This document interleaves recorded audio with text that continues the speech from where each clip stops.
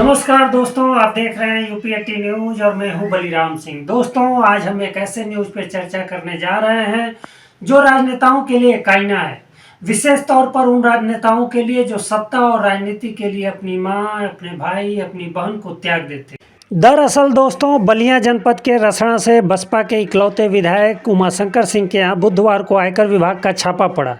आयकर विभाग की टीम ने उमाशंकर सिंह के 2 दर्जन से ज़्यादा ठिकानों पर छापा मारा। चूँकि उमाशंकर सिंह इन दिनों कैंसर जैसी घातक बीमारी से जूझ रहे हैं, ऐसे में उनके आवास पर आयकर विभाग के इस छापे से प्रदेश में सियासी उबाल ला दिया है। रोचक विषय यह है कि योगी सरकार के कद्दावर मंत्री एवं उमाशंकर सिंह के समधी दिनेश प्रताप सिंह ने इस घटना पर तीखी प्रतिक्रिया दी है। दिनेश प्रताप सिंह ने न्यूज़ 18 के पत्रकार से बात करते हुए जो कहा है वह हर राजनेता को जरूर सुनना चाहिए। दिनेश प्रताप सिंह ने कहा है कि एक बेटी का बाप होने पर मेरा कर्तव्य है कि अपनी बेटी के साथ सुख दुख में खड़ा रहूं।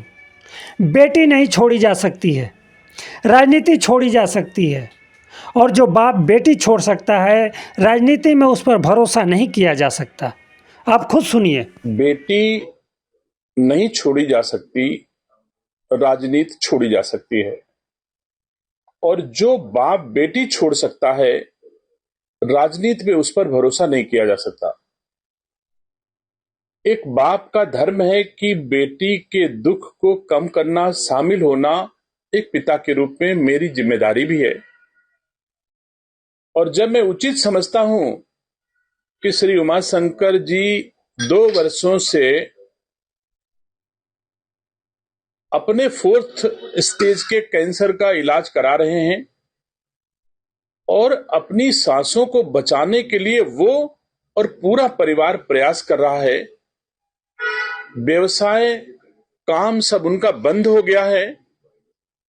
देश के यशस्वी गृह मंत्री जी ने उनके इलाज के लिए मानवीय आधार पे बहुत मदद की है। प्रधानमंत्री कार्यालय के द्वारा भी अमेरिका में सिफारिश करके मदद की गई है। और यह भारतीय संस्कृति का हिस्सा है कि हम दलीय आधार पर यह नहीं तय कर सकते कि कोई जीवित रहे या ना रहे। गर्व है मुझे भारतीय संस्कार संस्कृति पर और अपने देश के प्रधानमंत्री गृहमंत्री पर जो ऐसे भाव रखते हैं। लेकिन जो एजेंसियां गलत समय पर,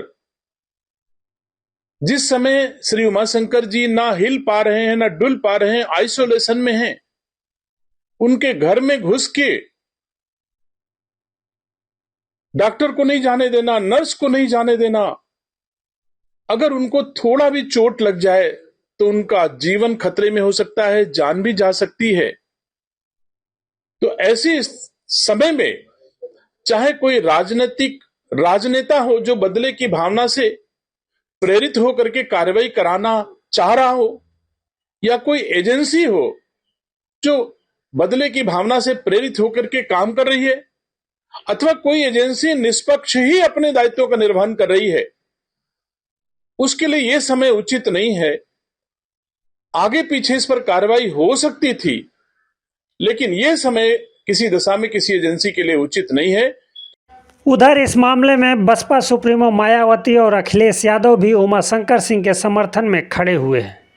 बसपा सुप्रीमो ने सोशल मीडिया पर लिखा है, बीएसपी के विधायक श्री उमाशंकर सिंह जब से बीएसपी में आए हैं, उन्होंने पूरी ईमानदारी व निष्ठा से अपनी जिम्मेदारी निभाई है और आज तक इनके क्षेत्र से इनके बारे में किसी भी प्रकार की अवैध तरीके से संपत्ति अर्जित करने या अन्य कोई भी गलत कार्य करने की शिकायत नहीं आई है।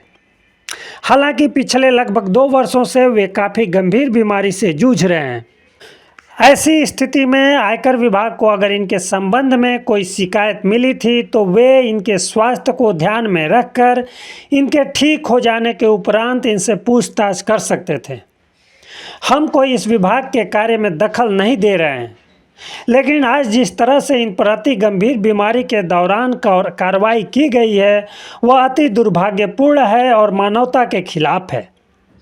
उधर इस मामले में सपा प्रमुख अखिलेश यादव ने कहा है, भाजपा के छापे लोगों के कमाए गए पैसों को लूटने का काम करते हैं।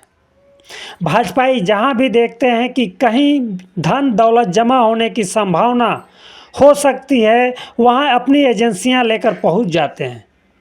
भाजपाई हृदयहीन हैं, इसलिए संवेदनहीन भी हैं। भाजपाई यह भी नहीं देखते हैं कि कोई व्यक्ति किसी अति गंभीर बीमारी से जूझ रहा है या किसी और परेशानी या दिक्कत का सामना कर रहा है। इसके विपरीत धन के लालची भाजपाई ऐसी आपदा से जूझ रहे व्यक्ति के विपरीत हालातों में अवसर तलाश लेते हैं, और जब व्यक्ति अपने सबसे मुश्किल दौर में होता है तभी उसे टारगेट करते हैं, जिससे वो कोई विरोध प्रतिरोध न कर पाए और ये उसका धन मान सब लूट सके। अखिलेश यादव आगे लिखते हैं, भाजपाइयों के लिए बहन बेटी का मान भी कुछ नहीं है। भाजपाई पीड़ित को उत्पीड़ित करने का कुकृत्य करते हैं। दरअसल दोस्तों, बसपा विधायक उमाशंकर सिंह कैंसर से पीड़ित हैं। विधानसभा के बजट सत्र में उमाशंकर सिंह ने 2 दिन हिस्सा लिया था। पहले दिन उन्होंने सदन में अपनी बात भी रखी थी। हालांकि दूसरे दिन स्वास्थ्य ठीक नहीं होने के कारण कुछ ही देर रहे। इसके बाद उन्होंने सदन की कार्यवाही में हिस्सा नहीं लिया। बस इतना ही। आप जन सरोकार की खबरों को बढ़ावा देने के लिए यूपी80 न्यूज़ को अधिक से अधिक लाइक कीजिए, शेयर कीजिए और सब्सक्राइब कीजिए। बहुत बहुत धन्यवाद।